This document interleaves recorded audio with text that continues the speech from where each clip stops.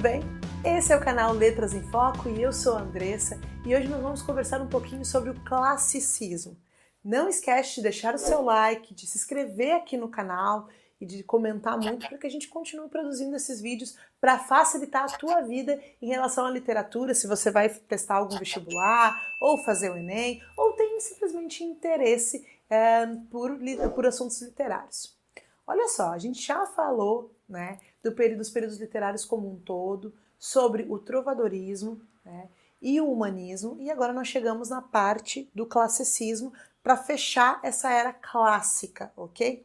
Então, se a gente falar de períodos literários, a gente está falando de um período de 1527 até 1580, e a gente sempre usa essas datas para localizar em relação ao tempo mesmo, mas lembrando que sempre, né, vai ter uma vertente, um resquício do período literário anterior, e assim vai. A gente nunca consegue dizer ao certo quando começou e quando terminou, mas a gente coloca essas datas para que vocês, né, consigam se localizar em relação ao espaço e ao tempo, principalmente. O classicismo ele ficou conhecido, então, por uma busca em relação à forma perfeita. Olha só, pela busca, certo? E recordo, né, que uma frase que é muito importante, muito impactante, que aquilo que é realmente importante não são as respostas, mas sim as perguntas, certo? E aqui acho que fica muito claro isso, que não são as respostas de fato, mas assim essa busca pelo conhecimento, certo? A gente tem os valores humanistas ainda muito em voga, como por exemplo o antropocentrismo e o racionalismo, né? Eu já tinha falado para vocês que eles eram valores do humanismo, mas eles continuam em voga aqui no classicismo. Nós temos então essa valorização, né, do clássico, então uma valorização muito grande grego-romana, que vai buscar, a gente vai ter até algumas referências, por exemplo, do próprio Homero, né, com a Ilíada, a Odisseia. Nós temos uma busca por uma perfeição estética, né? A procura por um ideal de beleza também vai ser bem forte dentro do classicismo, certo? Então aqui são alguns elementos, algumas características desse período literário. Se a gente falar em um nome, né, a gente está falando de literatura produzida, né, em português. A gente não chegou ainda no Brasil, não foi nada produzido no Brasil, ainda são literaturas extremamente relacionadas com Portugal, certo?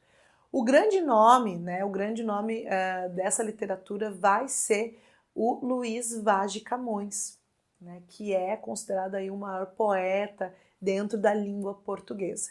Ele escreveu uma obra chamada Os Lusíadas, né, que vai falar então assim desses atos, não seria bem atos heróicos, mas a gente pode colocar como sendo por conta das grandes navegações. Se a gente lembrar, né, Portugal estava aí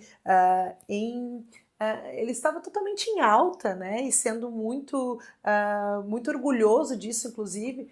Por quê? Né? Porque eles acabaram achando, né, muitos países importantes, como o Brasil, como as Índias e tudo mais. Então a gente precisa lembrar, né, que Portugal então era um país assim que estava muito em alta. Depois, né, nos outros períodos literários a gente vai ver que o Portugal dá uma estagnada, fica até certa forma em atraso em relação aos outros países europeus, né? Portugal dá uma estagnada, continua sendo um país que, enquanto está todo mundo fazendo reformas, todo mundo pensando em outras religiões, Portugal ainda está presa no catolicismo, em algumas crenças, né? E isso tudo segura Portugal para o avanço. Então, se a gente lembrar mas nessa época do classicismo, Portugal está extremamente em alta, é o país bam, bam, bam. E o Luís de Camões, né, ele escreve, então, os Lusíadas, que o herói vai ser o próprio povo português, né? Então, eles fazem isso aos moldes de, por exemplo, a Odisseia de Homero, que fala, então, dessa volta para casa do Odisseu. E o Luís de Camões, então, ele escreve, né, nos Lusíadas, sobre essa procura, né, por novas terras e tudo mais, e ele descreve então a viagem do Vasco da Gama até as Índias.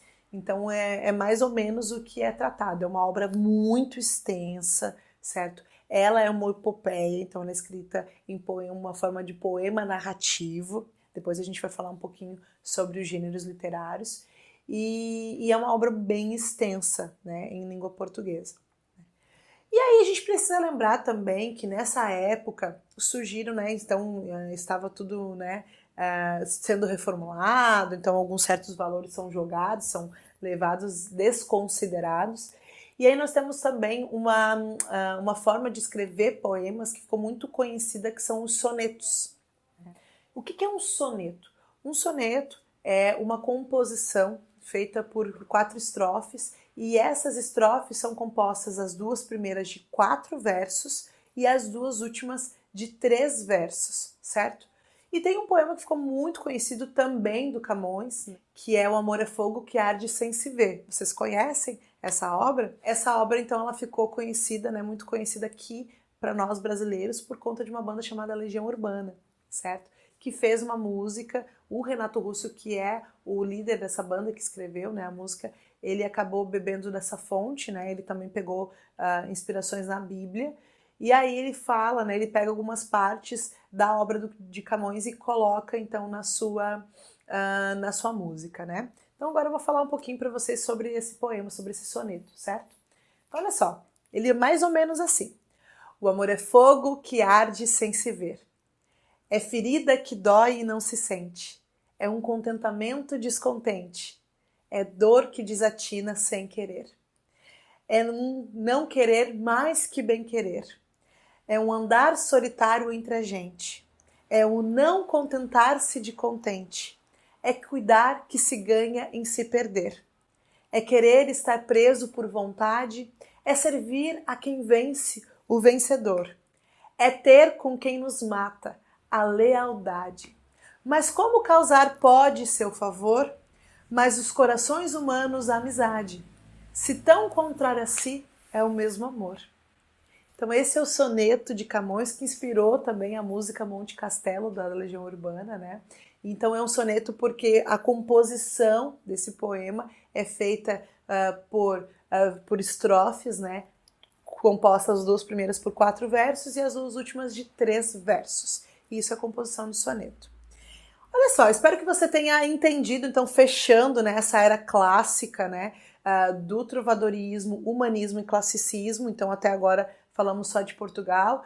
Então, o próximo período literário vai ser um quentismo, que aí sim a gente já está falando de Brasil, apesar de não ter sido produzido por brasileiros ainda, né? A gente vai falar um pouquinho isso nos próximos vídeos. Mas não se esquece de acompanhar para que você continue aqui fazendo seus estudos comigo, tá certo? Um beijinho, até mais!